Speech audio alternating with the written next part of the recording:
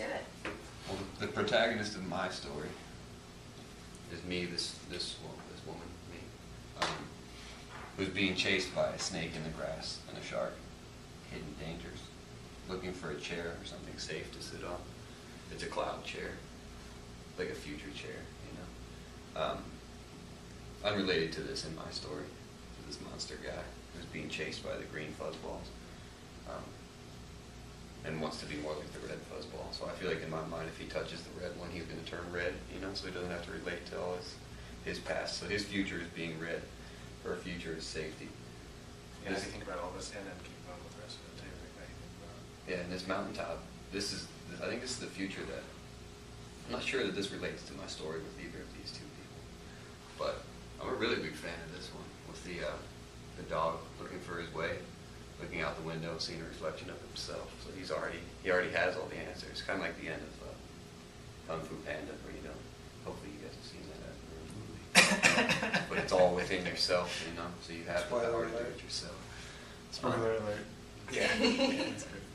And this is the past, you know, just different ways of showing the past, especially they have movie references in a lot of mine. So that's Anaconda and Jaws, and this is Jurassic Park with the amber, you know, stuck in the mosquito and the amber of the dinosaurs. So, yeah. That's funny. And I mean, this is the dog. For me, the dog was like he's looking like on a compass, obviously looking for his way out the window, and you were building the ruins here. And so you're sort of looking at the ruins like through the window. No, I think I made it. You know, it's like, yeah, it's like looking at something like you might be choosing sort of where to go in the world, or you can kind of travel. And I don't know if all that's. And everybody's like looking through the window and seeing these ruins. And then when you put the mirror in, I like that because then it was like he's actually looking at himself through the mirror and kind of trying to look at the past, but it was just essentially looking at himself as he's trying to figure out where he's going. And I like, in yours, for me, this felt a lot like sort of anxiety about the future. Because we were talking about the future, and then this chair was like you were trying to get to something you could sit on to give you a safe place to sit. Yeah, definitely not facing the future. And yeah, like trying to find something of like right. to me that's I don't know. But yeah, that was that. And the plane was really just like future because of a lot of this is like travel stuff apparently. For me, I don't know. well, travel is a good metaphor for the future. Yeah, yeah. And the cat's just a joke that just kept running. Yeah, the cat's a flying cat thing, which you informed me about. Yeah. So now like flying cat. No, because that works though. That's like the future. That's like our weird. That's how we remember our pets. But I mean, you know, like all the sci-fi we make, it features things like that, you know. So yeah. Cool. So this, I started off with this kind of like a little stupid Stonehenge thing, and then the idea of it, like building the future, but then also having to rebuild over and over again, and it doesn't withstand the sands of time. And then the rocks symbolize somewhat impermanence, you know, but they have sand on them on top as well because they're all being ground down over time. And we kind of worked on this evolution theme here together with this meteorite coming in and hitting and causing these guys to head off in a different direction. And they put in, Andrew put in this dragon over here, so we decided to put in some kind of like window that could see itself as a possible future, but still be separated by this. The bishop I took literally as an icon for like religion, bishop. So I upended him immediately, and then he put the amber ball on top to turn him into something much more appropriate, I think. It's going up his This represents the this little gem here, kind of like reminds us of a virus. So following the dinosaurs, of course, is the virus, because I see that as a preclusion to the dinosaurs was the like bacterial viral world and everything. And then, of course, sitting on top of this would be a spin-off of that, which is Archaeopteryx, or I think it's more appropriate, like, almost like a phoenix. So the idea of rebuilding from ashes and that. We thought this was, upending this also symbolizes some of the, it's very unstable, so the precariousness of the future, the uncertainty that was talked about before.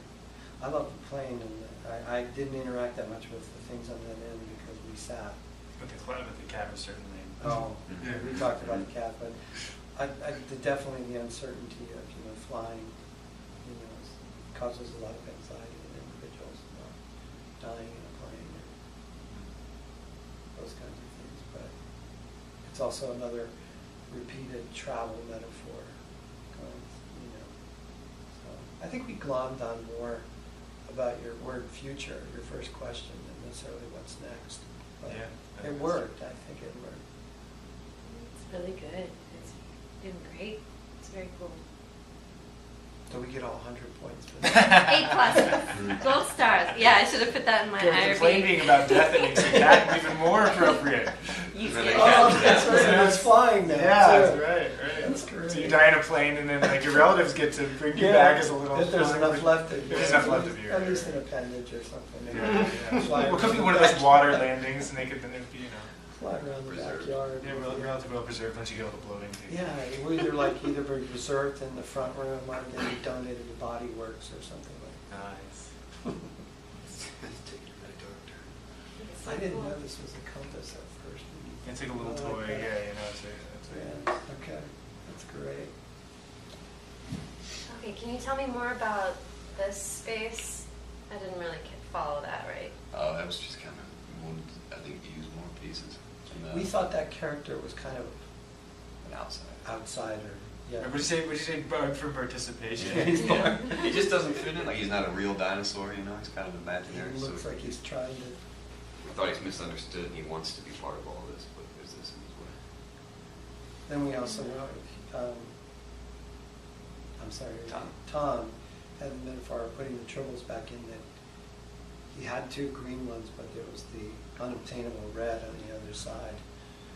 That was frustrating him. So What are you calling the little balls?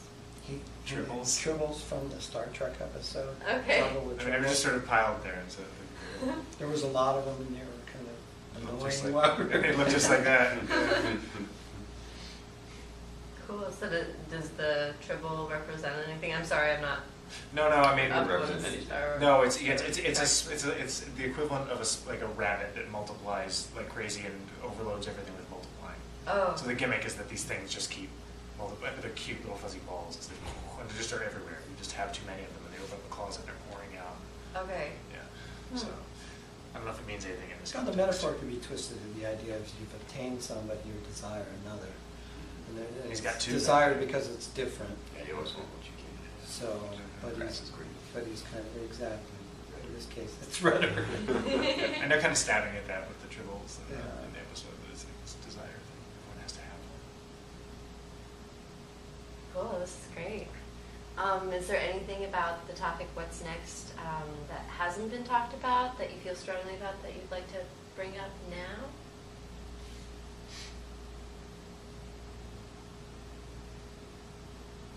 I love what you guys have done. It's very cool.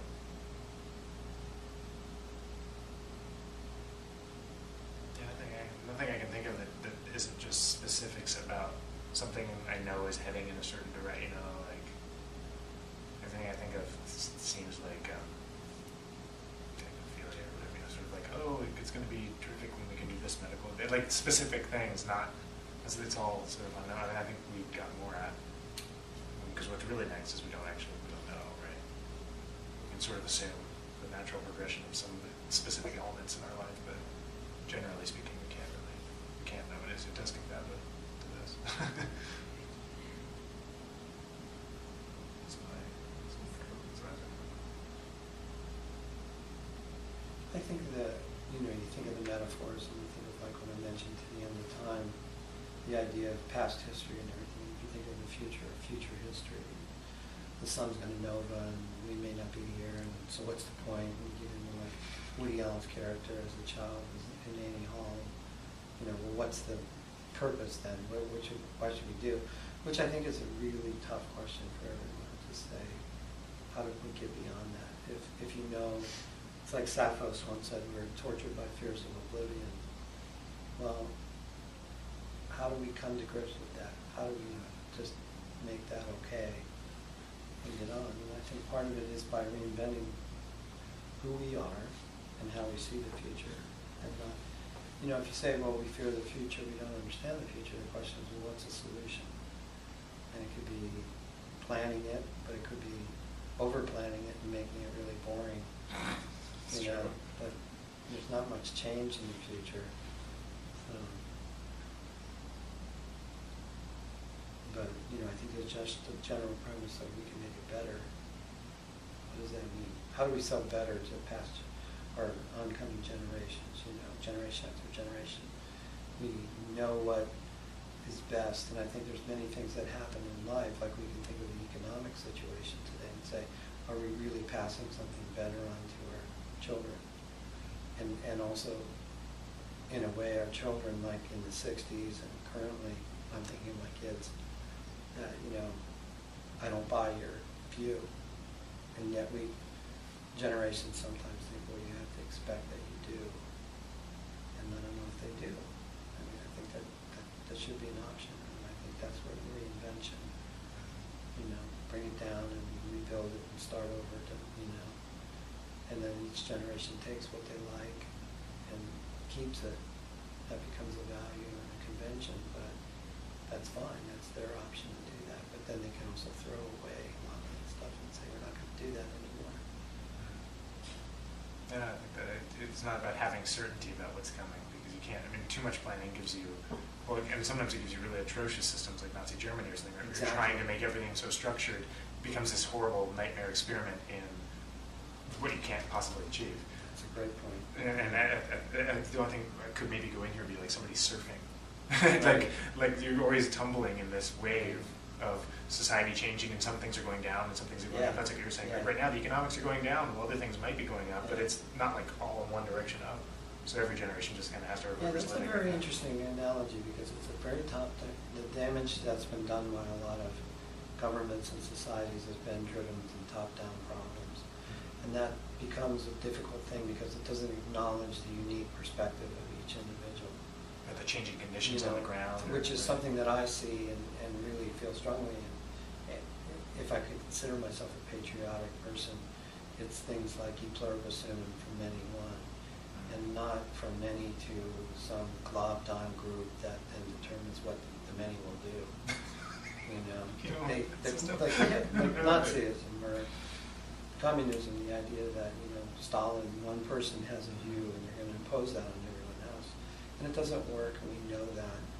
So not doing that again. We have to be again better and again. surfers. Like we have to be. I feel sometimes like we have a fear of uncertainty, and Yeah. it forces us to sort of lock on to people who seem like they have a good plan, Right. or something, because we kind of say, oh, we know this. You know, we don't Yeah. like the idea of Sheeple.